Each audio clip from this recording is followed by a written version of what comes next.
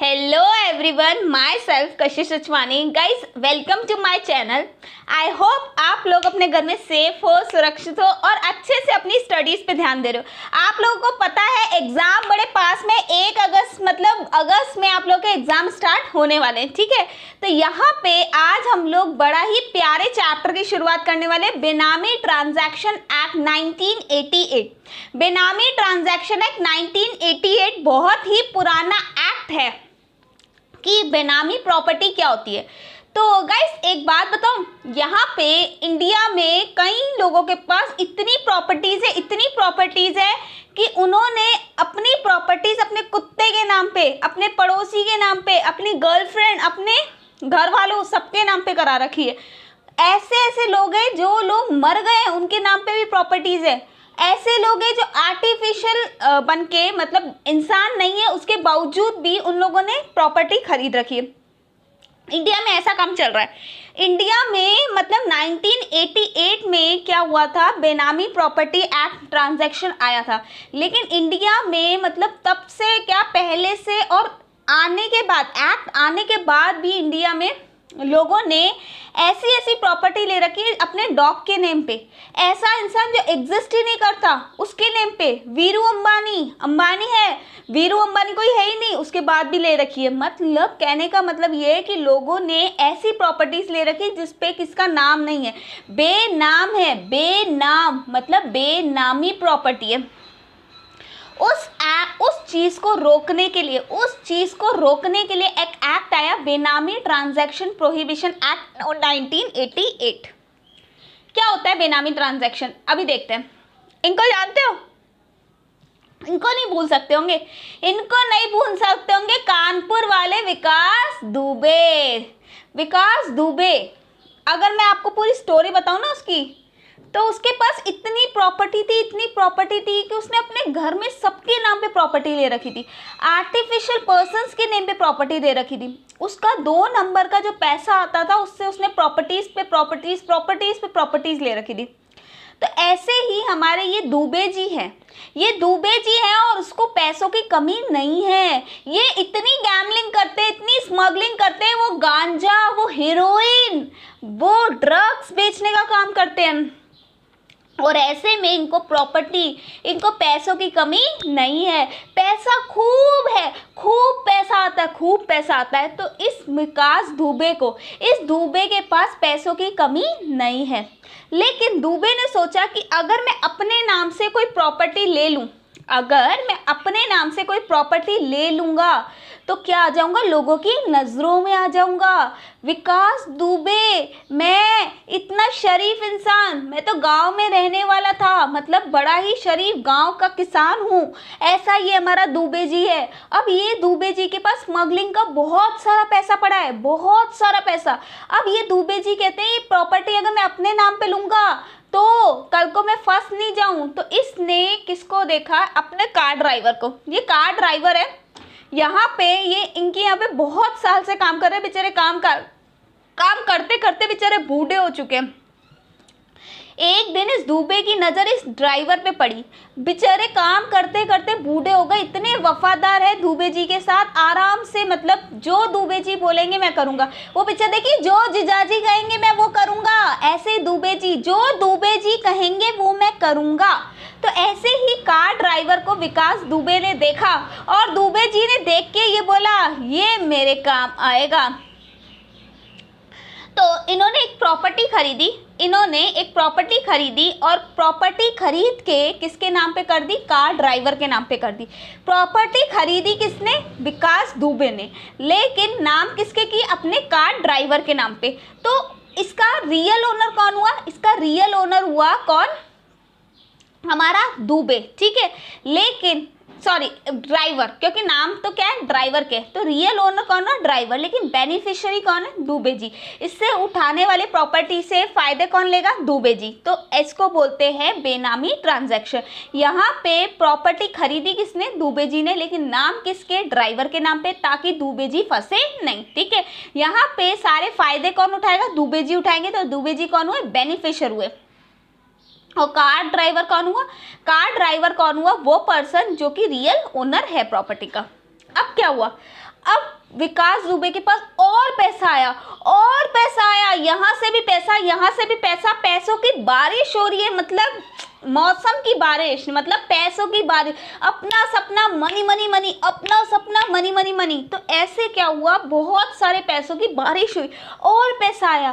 फिर ड्राइवर को देखा इसने, फिर ये मेरे काम आएगा। लेकिन लेकिन लेकिन अब दुबे जी के मन में एक शंका आ गई कि अगर मैं बार बार इसके नाम पे प्रॉपर्टी करूंगा तो इसके मन में दगा आ गई, तो ये भाग गया तो वो प्रॉपर्टी मेरे हाथ से चली जाएगी। बार बार देख तो इसको रहा था, लेकिन उसके मन में क्या हुआ कि अगर मैंने सारी प्रॉपर्टी बार बार इसके नाम पे की तो इसके मन में क्या आ जाएगी, दगा आ जाएगी।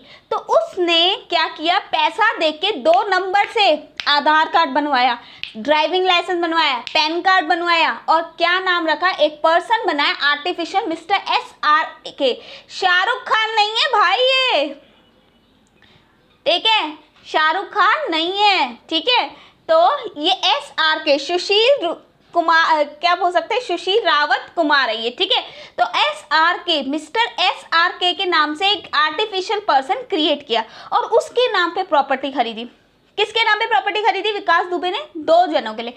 पहला अपना कार ड्राइवर, क्योंकि कार ड्राइवर बहुत ही वफादार था उससे, और उसको पता था कि मेरे से ये गलती कभी नहीं करेगा, मेरे से ये दगागाड़ी कभी नहीं करेगा, मेरे पैसे कभी भी नहीं खाएगा।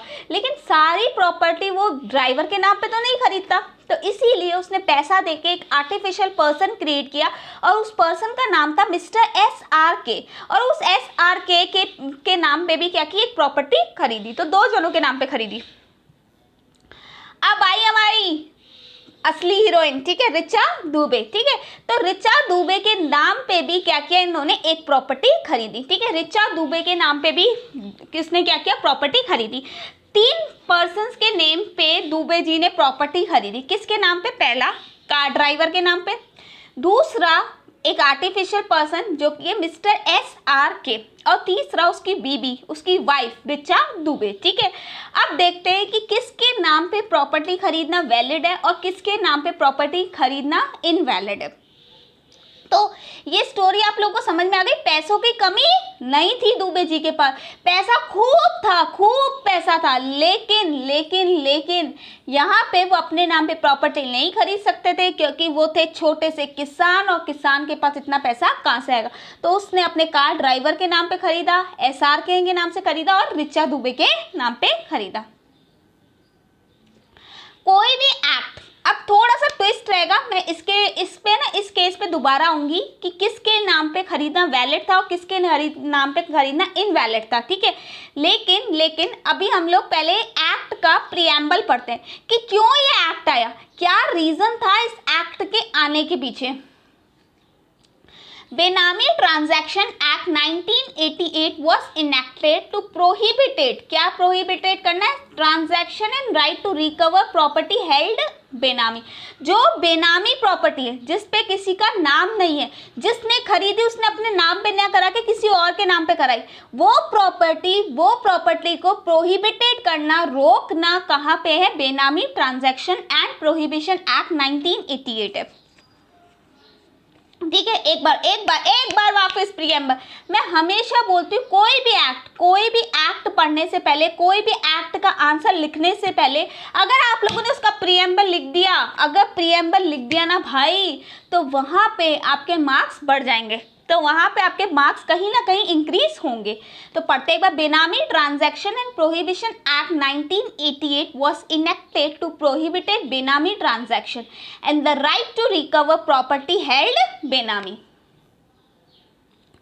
अच्छा, एक चीज बतानी थी मुझे, ये एक्ट आया था 1988 में, ये एक्ट आया था 1988 में, लेकिन इसका मेन काम हुआ था 2016 में। 2016 में इस एक्ट में काफ़ी सारे अमेंडमेंट आ गए थे। इस एक्ट में पहले ना इतने ज़्यादा सेक्शन नहीं थे, मेरे ख्याल से मैंने लिया होगा, नहीं लिया क्या, हाँ आया, आगे डिस्कस करेंगे हम लोग इसको, है ना, लिया हुआ है, ठीक है। 2 मिनट रुक के डिस्कस करते हैं। पहले साइलेंट फीचर देखते हैं इस बेनामी ट्रांजैक्शन एक्ट 1988 के। इट डिफाइन अ बेनामी ट्रांजैक्शन एंड बेनामी प्रॉपर्टी ऑल्सो देयर एक्सेप्शन। कौन कौन सी प्रॉपर्टीज बेनामी प्रॉपर्टी होगी, कौन कौन से ट्रांजैक्शन बेनामी ट्रांजैक्शन होंगे और उसके क्या एक्सेप्शन है। तो पहला फीचर क्या बताता है, पहला फीचर ये बताता है कि कौन कौन सी बेनामी ट्रांजैक्शन होंगे, कौन कौन सी बेनामी प्रॉपर्टी होगी और उनके क्या क्या एक्सेप्शंस होंगे। दूसरा, it lay down the procedure for determination and related penal consequences, मतलब क्या क्या पेनल्टीज लगेगी। तीसरा, it provide consequences of entering into prohibited benami transaction, मतलब कौन कौन से बेनामी ट्रांजैक्शन प्रोहिबिटेड है।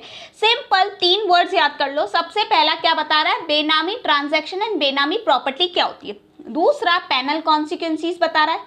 तीसरा,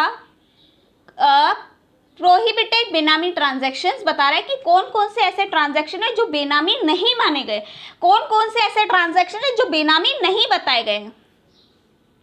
चौथा, ये जो एक्ट है इसमें से जो पावर रिलेट होती है वो सिविल कोड की होती है। कौन सी कोड की होती है, सिविल कोड की होती है। तो चारों एक बार मेरे साथ बोलो, चारों फीचर एक बार मेरे साथ बोलो। सबसे पहले बेनामी प्रॉपर्टी और बेनामी ट्रांजैक्शंस बताए, दूसरे में उससे रिलेटेड पेनल्टीज बताइए, तीसरे में प्रोहिबिटेड बेनामी ट्रांजैक्शंस बताएं, मतलब कौन कौन सी ऐसी चीजें जो बेनामी नहीं हो सकती, और चौथा ये सिविल कोड के प्रोविजन है, मतलब सिविल प्रोसीजर एक्ट 1908 के हिसाब से इसको डील किया जाएगा।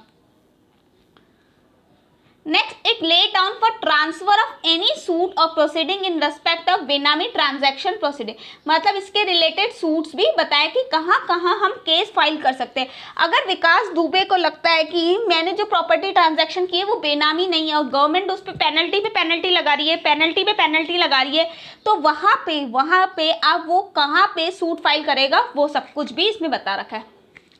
Next, it enable central government ने इसके लिए कुछ स्पेशल कोड भी बना रखे। देखो सूट फाइल हो गया, फिर इसके लिए क्या होगा, स्पेशल कोड्स बता रखे। पेनल्टी प्रोविजन अभी हम लोग पढ़ के आ चुके हैं कि पेनल्टीज क्या होगी। Next, CG empower to make rules, इसके रिलेटेड, इस एक्ट के रिलेटेड कौन रूल्स बनाएगा, सेंट्रल गवर्नमेंट बनाएगी। ठीक है, एक बार कलर चेंज कर लेते हैं यार। ठीक है, इस एक्ट से रिलेटेड कौन रूल्स बनाएगा, सेंट्रल गवर्नमेंट एम्पावर। ठीक है, सेंट्रल गवर्नमेंट रूल बनाएगी।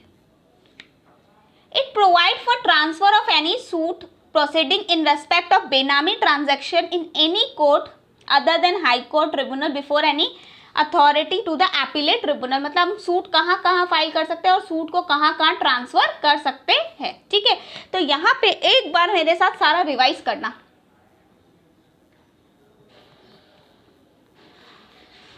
सबसे पहले बेनामी प्रॉपर्टी और बेनामी ट्रांजैक्शन क्या होते हैं, उससे रिलेटेड पैनल कॉन्सिक्वेंसेस क्या होंगे। तीसरा चीज ये बोलता है कि प्रोहिबिटेड बेनामी ट्रांजैक्शन क्या होते हैं। सबसे पहले क्या बताया, बेनामी प्रॉपर्टी और बेनामी ट्रांजैक्शन क्या होते हैं। दूसरा बताया उससे रिलेटेड पैनल कॉन्सिक्वेंसेस क्या होते हैं। तीसरा ये बताया प्रोहिबिटेड बेनामी ट्रांजैक्शन क्या होते हैं। चौथा ही कोड कौन सा है, सिविल कोड है। उसके बाद हम लोगों ने देखा कि यहाँ पे जो प्रोसीडिंग होती है वो कैसे डील की जाती है। उसके बाद हम लोगों ने देखा कि गवर्नमेंट ने कुछ स्पेशल कोड बना रखे हैं इससे रिलेटेड। फिर पेनल्टी प्रोविजन और सेंट्रल गवर्नमेंट को इसके रिलेटेड पावर है। आप इससे रिलेटेड सूट कहाँ कहाँ ट्रांसफर कर सकते हो। ठीक है, यहाँ पे हम लोगों ने इसके फीचर्स कंप्लीट कर दिए। एक्चुअली भी क्या होता है, फीचर्स कहीं लिखने नहीं होते। फीचर्स एक बार एक एक्ट का ओवरव्यू बता देता है कि इस एक्ट में एक्चुअली में है क्या। फीचर्स कहीं नहीं लिखने होंगे, लेकिन इस एक्ट से रिलेटेड क्या क्या है उसका ओवरव्यू बता देता है। ठीक है, यहाँ तक मुझे नहीं लगता आप लोगों को कोई प्रॉब्लम होगी, क्योंकि हम लोगों ने इतना कुछ पढ़ा ही नहीं। हम लोगों ने सिर्फ एक केस देखा जहाँ पे दुबे जी अपनी प्रॉपर्टी किसके नाम पे कर रहे हैं, खरीद के सबसे पहले अपने कार ड्राइवर के नाम पे, फिर उसने एक आर्टिफिशियल बनाया पर्सन मिस्टर SR के, और तीसरा रिचर्ड दुबे मतलब उसकी वाइफ। ठीक है, उसके बाद हम लोगों ने इसके फीचर्स देखे। अब क्या हुआ, एक्चुअली में ये एक्ट आया 1988। ठीक है, ये एक्ट आया 1988। ये एक्ट आया था 1988 का। लेकिन फिर भी इतने पैनल प्रोविजन नहीं थे इस पे। इस एक्ट के आने के बावजूद भी इसमें सिर्फ 9 सेक्शन थे और इतने नोटिफाइड नहीं थे, ठीक है। मतलब सिर्फ 9 सेक्शन थे और इतने कोई पेनल्टी प्रोविजन इसमें हार्ड नहीं थे। तो लोग क्या कर रहे थे, लोग बेनामी ट्रांजैक्शन करे जा रहे थे। क्यों? क्योंकि लोगों को पता था कि ठीक है थोड़ी सी पेनल्टी देख के छूट जाएंगे, और इतना ये सख्त एक्ट था ही नहीं कि लोग इससे डरे, क्योंकि इसमें सिर्फ 9 सेक्शन थे, कोई रूल्स इतने नोटिफाइड नहीं थे। अब क्या हुआ, 63 न्यू सेक्शन इंट्रोड्यूस किए गए थे 1 नवंबर 2016 में, और प्लस इसके रूल्स बनाए गए। ध्यान से सुनना, ये एक्ट आया 1988 में, लेकिन इस एक्ट को बना के छोड़ दिया गया। इसमें सिर्फ 9 सेक्शन लगाए गए और 9 सेक्शन के बाद कोई भी रूल्स इसमें नोटिफाइड नहीं था। अब इसमें 63 नए सेक्शंस आए, और 63 नए सेक्शन आए तो कब आए, 1 नवंबर 2016 में थे, ठीक है। प्लस रूल्स को भी इसको नोटिफाइड किया गया। देखो ये मोदी जी लाए थे, एक बार मैं आपको थोड़ा सा बड़ा करके बता देती हूँ। देखो पार्लियामेंट ने पास किया था बेनामी ट्रांजैक्शन प्रोहिबिटेड अमेंडमेंट बिल 2016। पहला पॉइंट पढ़ रही हूँ मैं, bill define that benami transaction and penalties thereof, it will help in cracking down black money, ठीक है। लोग क्या कर रहे थे, अपना काला धन कालित पोतावा नहीं होता, ऐसी प्रॉपर्टी ऐसा पैसा जिस पे हम टैक्स नहीं चुकाते वो काला धन होता है। काला मनी मतलब ब्लैक मनी, ठीक है। तो ब्लैक मनी उसको बोला जाता है जिस पे हम लोग टैक्स नहीं चुकाते। तो लोग अपना ब्लैक मनी को क्या कर रहे थे, व्हाइट मनी में कन्वर्ट कर रहे थे, तो वो रोका गया। बिल विल कवर मूवेबल और इमूवेबल प्रॉपर्टी, मतलब इसने दोनों कवर किया था, चाहे मूवेबल हो, मूवेबल किससे जाती थी, टोपा से, ट्रांसफर ऑफ प्रॉपर्टी है, और इमूवेबल किससे जाती थी, टोपा से, ट्रांसफर ऑफ प्रॉपर्टी एक्ट, और मूवेबल किससे जाती थी, सेल्स ऑफ गुड्स एक्ट पे। नेक्स्ट प्रोविजन, इस पे फाइन लगाया गया है कि अगर आप लोग बेनामी ट्रांजैक्शन पे पकड़े जाते हो तो आपकी प्रॉपर्टी के फेयर मार्केट वैल्यू का 25% तक फाइन है। देखो लिखा हुआ है, provision of fine up to 25% fair value of asset and imprisonment up to 7 year. मतलब पैसा तो देना ही पड़ेगा, फाइन तो देना ही पड़ेगा 25%, लेकिन साथ में जेल भी जाना पड़ेगा, जेल की रोटी खानी पड़ेगी, जेल का पानी पीना पड़ेगा, अब तो जेल जाना ही पड़ेगा। 7 साल तक के लिए आप जेल जा सकते हो और 25% फाइन भी चुकेगा ही चुकेगा, ठीक है। Next, government is empowered to exam property of regress and religious entities, ठीक है। मतलब गवर्नमेंट ने ना इस ट्रांजैक्शन से रिलेटेड कोई रिलीजियस को छोड़ रखा है, वो हम लोग आगे पढ़ेंगे कि कोई भी मंदिर वगैरह का किसी के नाम पे नहीं है तो वो बेनामी नहीं माना जाएगा। But such entities can not be pretend for tax Avision and illegal business, मतलब उसको इलीगल बिजनेस नहीं माना गया, ना ही उस पर टैक्स चोरी का बिल लगा। तो ये जो हमारे मोदी जी है ना, मोदी जी मित्रों करते रहते हैं, ये मित्रों ने 2016 में बिल लगाया। अब पता है आपको 2016 में जब ये बिल आया तो उससे 1 नवंबर को ये बिल आया, ठीक है। और 8 नवंबर को आपको पता है 2016 में क्या हुआ था, कल से 500 और 1000 के नोट बंद, डीमोनेटाइजेशन जिसको बोला गया, डीमोनेटाइजेशन आया। अब डीमोनेटाइजेशन आने के लिए, जब डीमोनेटाइजेशन आया तो लोगों ने सोचा होगा कि हम लोग क्या करेंगे, जो हमारा ब्लैक मनी है, काला धन है, उसको कहाँ लगाएंगे, प्रॉपर्टीज में लगाएंगे। लेकिन ये एक्ट भी बहुत अच्छा नोटिफाइड हो गया, इसकी वजह से लोग क्या हो रहा है कि ब्लैक मनी मतलब ब्लैक जो बोलते हैं बेनामी प्रॉपर्टी वो नहीं खरीद पाए।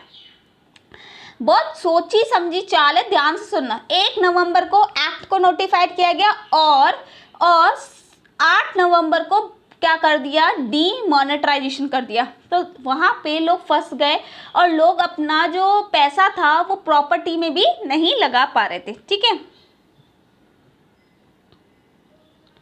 तो ये एक्ट आया तो 1988 में था, लेकिन इसमें सिर्फ 9 सेक्शन थे और वो भी इतने नोटिफाइड नहीं थे, ठीक है।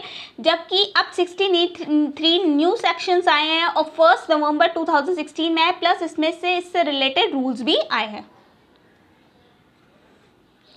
कुछ हम डेफिनेशंस पढ़ेंगे, इंपॉर्टेंट डेफिनेशंस है। सबसे पहले बेनामी होता क्या है? व्हाट डू यू मीन बेनामी? तोड़ो इसको। बेनामी, जिसका कोई नाम नहीं वो बेनाम होता है। जिसका कोई नाम नहीं वो बेनाम होता है। जैसे एक छोटा बच्चा, जब तक उसका नामकरण नहीं होता तब तक वो क्या होता है? बेनाम होता है। वही होता है बेनामी। ऐसी प्रॉपर्टी जो किसी के नाम पे नहीं है, जो रियल हो, जो उसका फायदा उठा रहा है, बेनिफिशियर है, उसके नाम पे नहीं है, तो उसको क्या बोलेंगे? बेनाम। बेनाम।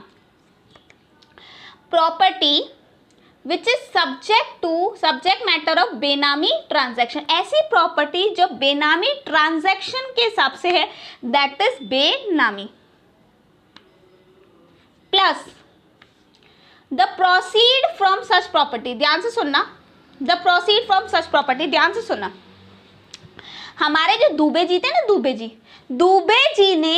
जी ने क्या किया? दुबे जी ने अपनी प्रॉपर्टी किसके नाम पे खरीदी थी? कार ड्राइवर के नाम पे खरीदी थी। तो कार ड्राइवर के नाम पे उन्होंने क्या खरीदा? एक प्यारा सा फार्म हाउस खरीदा। दुबे जी ने कार ड्राइवर के नाम पे एक प्रॉपर्टी खरीदी, और प्रॉपर्टी के साथ उसने क्या खरीदा? मतलब फार्म हाउस खरीदा। अब फार्म हाउस को वो क्या करने लग गए? रेंट पे देने लग गए।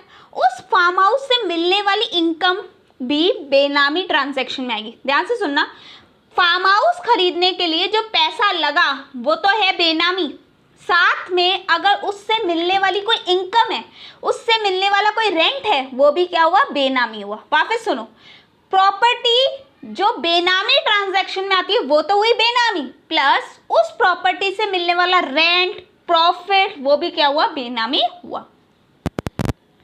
आ जाओ, बेनामी प्रॉपर्टी क्या होती है? आ जाओ, बेनामी प्रॉपर्टी मीन्स एनी प्रॉपर्टी। अच्छा, आपको पता है सारे जो डेफिनेशंस होती है वो सेक्शन 2 में होती है, तो इसको हम कैसे रीड करेंगे? Section 2 sub section 8। Section 2 sub section 8। बेनामी property means any property which is subject matter of benami transaction. Benami property means any property which is subject matter of benami transaction, also include proceed from such property. उस property से मिलने वाला rent, profit भी क्या होगा? बेनामी property का ही हिस्सा माना जाएगा। मतलब बाप खराब तो बेटा भी खराब ही होगा, ठीक है? बाप खराब तो बेटा भी खराब होगा ही होगा। बेनामी ट्रांजैक्शन क्या होता है? What do you mean by बेनामी ट्रांजैक्शन? बेनामी प्रॉपर्टी पढ़ ली कि प्रॉपर्टी ऐसी प्रॉपर्टी जो किसी के नाम पे नहीं है, जो बेनामी ट्रांजैक्शन में की गई है, वो प्रॉपर्टी बेनामी प्रॉपर्टी होती है। ऐसी प्रॉपर्टी जो बेनामी ट्रांजैक्शंस में की गई है वो होती है बेनामी प्रॉपर्टी। अब बेनामी प्रॉपर्टी से मिलने वाला रेंट भी बेनामी प्रॉपर्टी में आता है। अब क्या होता है बेनामी ट्रांजैक्शन? क्या होता है बेनामी transaction? Property is held by one person. Property है किसी और की, consideration is paid by another person. Property है किसी और की, पैसा दिया है किसी और ने।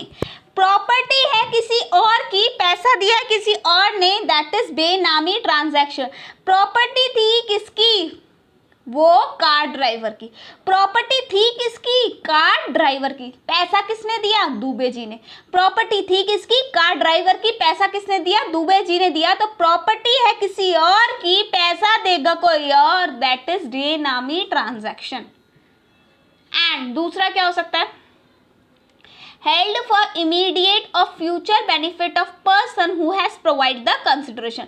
मतलब जो पैसे दे रहा है वो फ्यूचर या प्रेजेंट कंसिडरेशन लेगा। मतलब वो प्रॉपर्टी किसके नाम पे ली गई थी? कार ड्राइवर के नाम पे ली थी।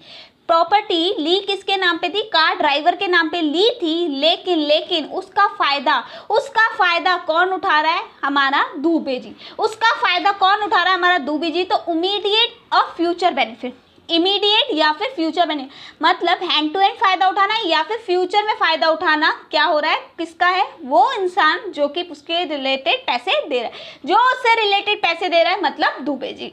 वापस बिल्कुल समझ में नहीं आया और आने वाला भी नहीं है समझ में। वापस बोलो मेरे साथ, बेनामी ट्रांजैक्शन। बेनामी ट्रांजैक्शन का मतलब होता है प्रॉपर्टी है किसी और की, पैसा दे रहा है कोई और। Property is held by one person and consideration is paid by another person.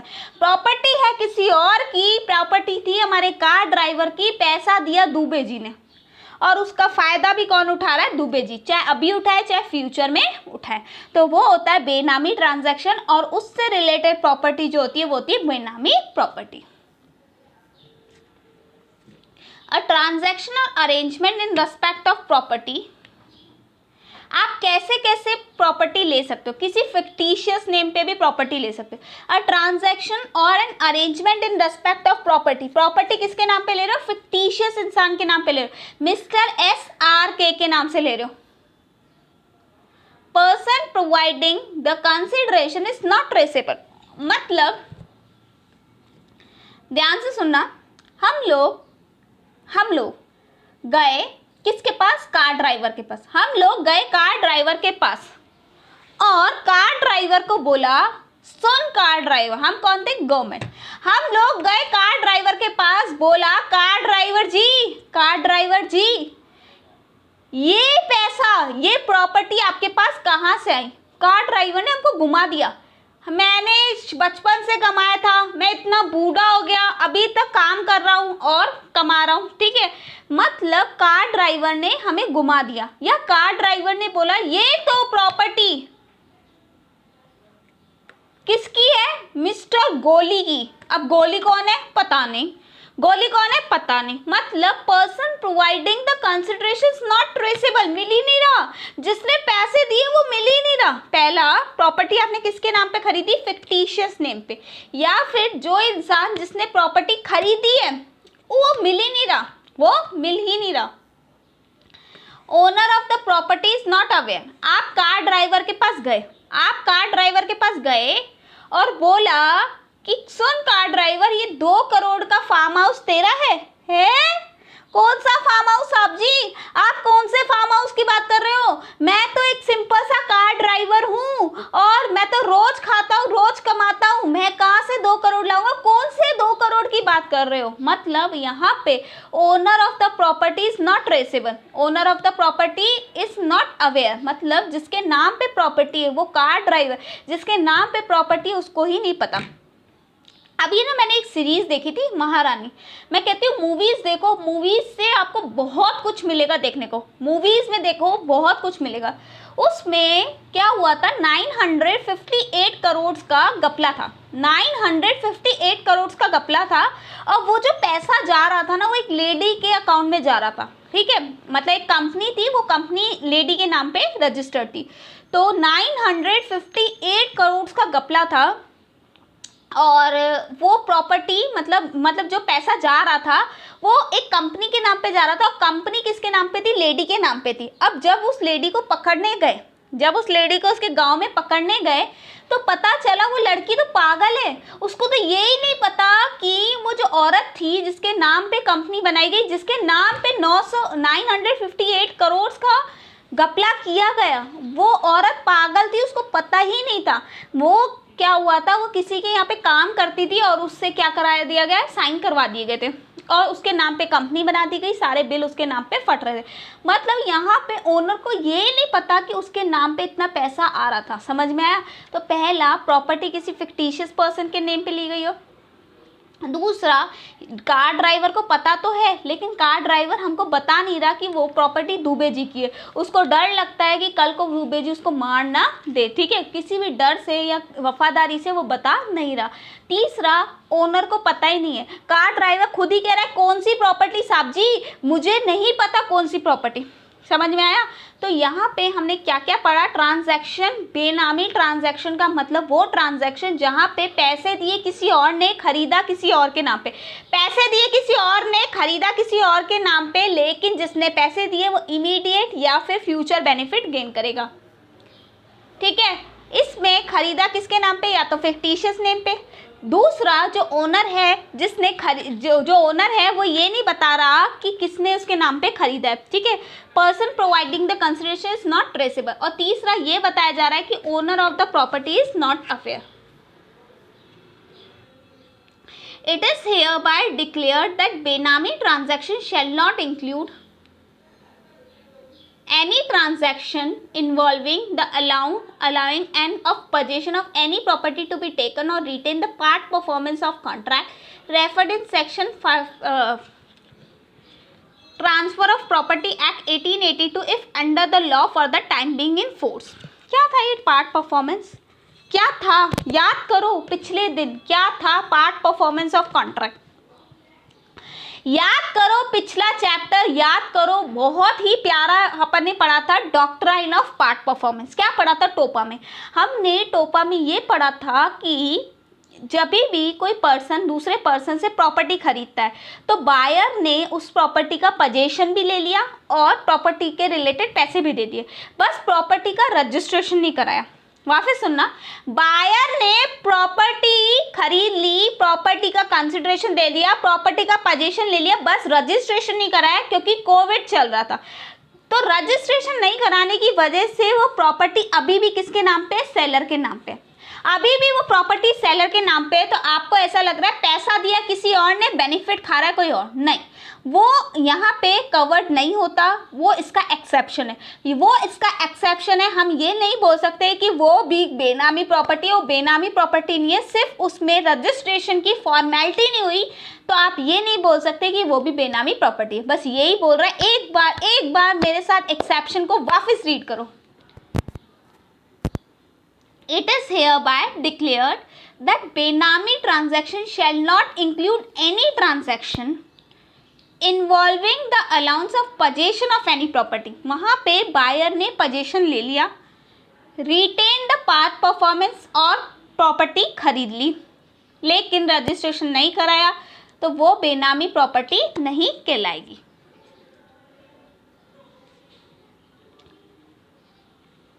अब इसके क्या अपन ने पार्ट परफॉर्मेंस के लिए क्या क्या पढ़ा था? पहला, consideration for such property has been paid, मतलब बायर ने उस प्रॉपर्टी का कंसिडरेशन पे किया हो। Stamp duty on such transaction arrangement has paid, मतलब स्टैम्प ड्यूटी भी पे की हो।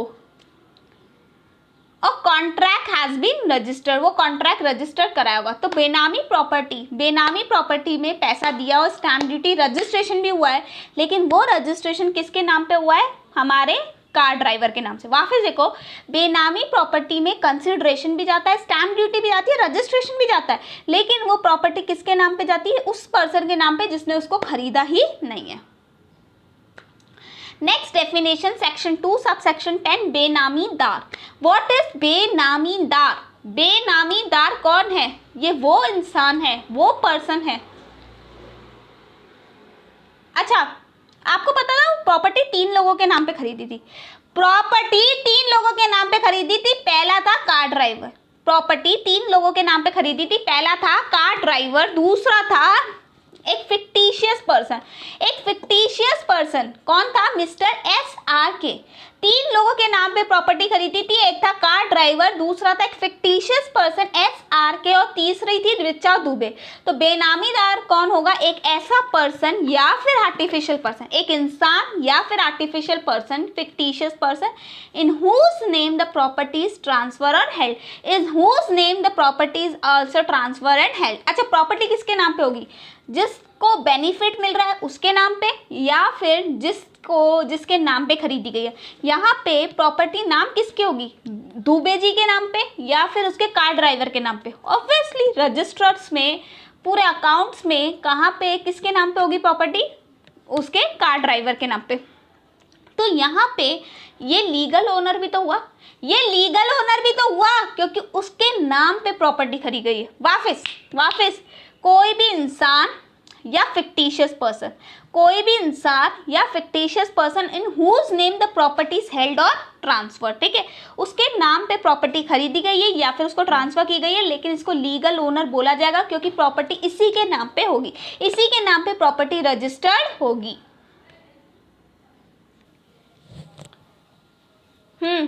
आगे देखते हैं। बेनिफिशियल ओनर कौन होगा? अच्छा, ये ना डेफिनेशंस पूछ सकता है आपसे, ये डेफिनेशन आपसे पूछ सकता है, इसीलिए इसको तोड़ के लर्न करो और एक साथ लिखो। तो बेनामीदार वो इंसान होगा जो एक पर्सन हो सकता है या फिर फिक्टिशियस नेम से कोई पर्सन हो सकता है जिसके नाम पे प्रॉपर्टी खरीदी गई है और इसको लीगल ओनर भी बोला जाता है। सेक्शन 2 सबसेक्शन 10 ये बताता है। अब आ जाओ बेनिफिशियल ओनर, जो उस प्रॉपर्टी से फायदा उठा रहा है उसको बोलते हैं बेनिफिशियल ओनर। जो उस प्रॉपर्टी से फायदा उठा रहा है उसको बोलते हैं बेनिफिशियल ओनर। सेक्शन 2 सबसेक्शन 10, ये याद रखना, सारी की सारी डेफिनेशन सेक्शन 2 में होती है, सारी की सारी डेफिनेशन सेक्शन 2 में होती है। तो सेक्शन 2 बस लिख दोगे ना तो भी आपको मार्क्स मिल जाएंगे, ठीक है। तो बेनिफिशियल ओनर कौन होता है? बेनिफिशियल ओनर वो इंसान होता है जिसको उस प्रॉपर्टी से बेनिफिट मिलने वाला है। बेनिफिशियल ओनर वो इंसान होगा जिसको उस प्रॉपर्टी से बेनिफिट मिलने वाला होगा। पर्सन वेदर हिज आइडेंटिटी और नो और नॉट, चाहे वो इंसान ट्रेसेबल हो या नहीं हो, हुज बेनिफिट, जिसकी प्रॉपर्टी ली है उसको बोलते हैं बेनिफिशियल ओनर। वापस देखो, person whether his identity is known और not, from whose benefit the benami property is held by the benamidar, जिसके बेनिफिट के लिए हमारे कार ड्राइवर, हमारे SRK और हमारे कौन है ये रिचा दुबे ने प्रॉपर्टी लेके रखी है, वो कौन होगा? Beneficial owner. यहाँ पे बेनिफिशियल ओनर कौन होगा? दुबे जी। अब कौन कौन से एक्सेप्शन है बेनामीदार के? बेनामीदार के भी कुछ एक्सेप्शंस है, ध्यान से सुनना। बेनामीदार किसको बोला गया? एक ऐसा इंसान या फिक्टिशियस पर्सन जिसके नाम पे प्रॉपर्टी खरीदी गई, उस बेनामीदार के भी कुछ एक्सेप्शन है। अगर एक कर्ता, ये रहा कर्ता धर्ता कौन होता है? HUF का कर्ता होता है, head of the member of the family होता है। अगर एक कर्ता HUF के नाम पे प्रॉपर्टी खरीदता है तो कर्ता और HUF अलग नहीं है। आप ये नहीं बोल सकते कि वहाँ पे बेनिफिशियल ओनर तो HUF है और बेनिफिशियल ओनर तो कर्ता है, लेकिन आपने प्रॉपर्टी HUF के नाम पे ली। HUF कर्ता के नाम पे ले या कर्ता HUF के नाम पे ले, दोनों एक ही है। वहाँ पे आप ये नहीं बोल सकते कि ये बेनामी प्रॉपर्टी है, ये बेनामी ट्रांजैक्शन है। तो कुछ एक्सेप्शंस है बेनामी ट्रांजैक्शन की, क्या क्या है? सबसे पहला, अगर कर्ता अपने HUF के लिए कोई प्रॉपर्टी लेता है या HUF कर्ता के नाम पे कोई प्रॉपर्टी लेता है तो वो बेनामी ट्रांजैक्शन नहीं कहलाएगा, क्योंकि दोनों एक ही है। दूसरा, a person standing in a fiduciary capacity for the benefit of another person, a person standing in a fiduciary capacity for the benefit of another person. ध्यान से देखना, trustee, executor, partner, director of a company और depository. दिखाना, trustee अगर trust के नाम पे property ले या ट्रस्टी के नाम पे ले, दोनों एक ही है। ट्रस्टी ट्रस्ट के नाम पे ले या ट्रस्टी के नाम पे ले, दोनों एक ही है, वो बेनामी ट्रांजैक्शन नहीं होगा। दूसरा, पार्टनरशिप फॉर्म में फॉर्म के नाम पे पार्टनर ले या पार्टनर्स के नाम पे फॉर्म ले, वो भी एक ही है।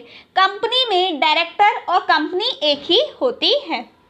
ये देखो, ये हमारा पार्टनर, ये है हमारा पार्टनर, ठीक है। पार्टनर पिक्चर देखिए, पार्टनर पिक्चर में उस जो कौन था ये क्या कौन था? अरे यार नाम ही भूल गई मैं तो एकदम से। सलमान खान। हाँ, पार्टनर पिक्चर में जो सलमान खान है ये वो हमारा है। तो पार्टनर अगर फर्म के नाम पे ले या फर्म पार्टनर के नाम पे ले, दोनों एक ही है।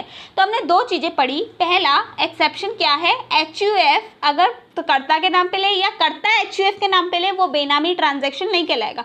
दूसरा, कोई भी इंसान अगर फिड्यूशियरी कैपेसिटी में ले रहा है, मतलब ट्रस्ट की कैपेसिटी में ले रहा है, लाइक ट्रस्ट और ट्रस्टी, फर्म और पार्टनर, डायरेक्टर और कंपनी।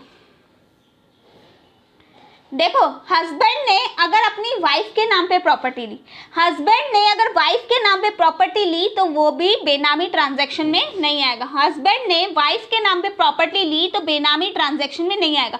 अब ध्यान से सुनो, एक इंसान अपने स्पाउस के नाम पे प्रॉपर्टी ले सकता है, मतलब हस्बैंड वाइफ के नाम पे ले सकती है और वाइफ हस्बैंड के नाम पे ले सकते हैं, मतलब हस्बैंड वाइफ के नाम पे ले सकता है और वाइफ हस्बैंड के नाम पे ले सकती है, ठीक है। बच्चों के नाम पे ले सकते हो आप, भाई के नाम पे ले सकते हो, बहन के नाम पे ले सकते हो, दादा दादी और आने वाले पोता पोती के नाम पे भी ले सकते हो, मतलब लीनियर एसेंट और डिसेंट पे ले सकते हो, ठीक है। हमारे फैमिली में हम किसी के भी नाम पे प्रॉपर्टी ले, वो बेनामी ट्रांजैक्शन नहीं होगा। वापस सुनो, एक इंसान अपनी वाइफ के नाम पे, अपने बच्चों के नाम पे, अपने भाई बहनों के नाम पे, अपने लीनियर एसेंट और डिसेंट के नाम पे प्रॉपर्टी ले सकता है। तो तीन चीज़ें पढ़ी हम लोगों ने, सबसे पहले हम लोगों ने क्या पढ़ा, HUF और कर्ता, फिर हमने पढ़ा पार्टनर और फर्म, उसके बाद हमने पढ़ा कंपनी और डायरेक्टर, उसके बाद ट्रस्ट और ट्रस्टी। अब हमने पढ़ा एक पर्सन, हस्बैंड अपनी वाइफ के नाम पे ले सकता है, भाई बहनों के नाम पे ले सकता है, बच्चों के नाम पे ले सकता है, लीनियर एसेंट और डिसेंट, मतलब दादा दादी, पापा मम्मी और आगे वाले पोता पोती के नाम पे भी ले सकता है। यहाँ तक ये एक्सेप्शन चल रहा है, ठीक है। तो ये एक्सेप्शन आप लोग को समझ में आ गया। अब आपको एक क्लियर बात हो गई होगी, जो दुबे जी ने ऋचा दुबे के नाम पे प्रॉपर्टी ली, जो दुबे जी ने ऋचा दुबे के नाम पे प्रॉपर्टी ली, वो बेनामी ट्रांजैक्शन में कवर्ड नहीं होगी। जो दुबे जी ने ऋचा दुबे के नाम पे प्रॉपर्टी ली, वो बेनामी ट्रांजैक्शन में कवर्ड नहीं होगी। हमने अभी तक क्या क्या पढ़ा, हमने अभी तक एक प्यारी सी स्टोरी समझी, किसकी, दुबे जी की। उसके बाद हमने क्या देखा कि क्या होता है बेनामी ट्रांजैक्शन, क्या होता है बेनामी प्रॉपर्टी। उसके बाद हमने कुछ एक्सेप्शन देखे बेनामी ट्रांजैक्शन और बेनामी प्रॉपर्टी। उससे पहले हम लोगों ने एक बिल के नाम पे बात की थी, जो सेंट्रल गवर्नमेंट लाया था 1 नवंबर 2016 में। आ जाए एक note, consideration for such property has been provided और paid out of the source known of an individual. अच्छा ध्यान से सुनना, एक्सेप्शन में भी अगर विकास दुबे, जो दुबे जी है, वो ऋचा दुबे के नाम पे प्रॉपर्टी ले रहा है, दुबे जी अगर ऋचा दुबे के नाम पे प्रॉपर्टी ले भी रहा है ना, तो उसको बताना पड़ेगा कि ये पैसा मैं कहाँ से लाया हूँ। अगर आप अपनी फैमिली के नाम पे प्रॉपर्टी ले रहे हो या फर्म पार्टनर के नाम पे ले रही है, कर्ता HUF के नाम पे ले रहा है, तो वहाँ पे भी आपको ये तो बताना पड़ेगा ना कि ये प्रॉपर्टी का पैसा आया कहाँ से, कहाँ से लाए आप इतना पैसा, ठीक है। तो consideration for such property has been provided paid out to be known source of an individual, एक नोन सोर्स हमें बताना पड़ेगा।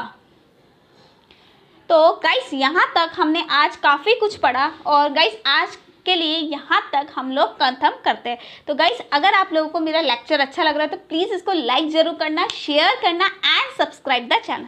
अच्छा, मैं अपने हर वीडियो में एक बात ज़रूर बताती हूँ कि टेलीग्राम चैनल जो है CS वर्ल्ड का, जिसका लिंक मैंने नीचे डिस्क्रिप्शन बॉक्स में दे रखा है, उसको ज्वाइन करना मत भूलना। उसमें आप लोग को बहुत इंपॉर्टेंट चीज़ें पता चलेगी। तो गाइस यहीं पे आज का लेक्चर कंप्लीट करते हैं। तो bye bye and take care.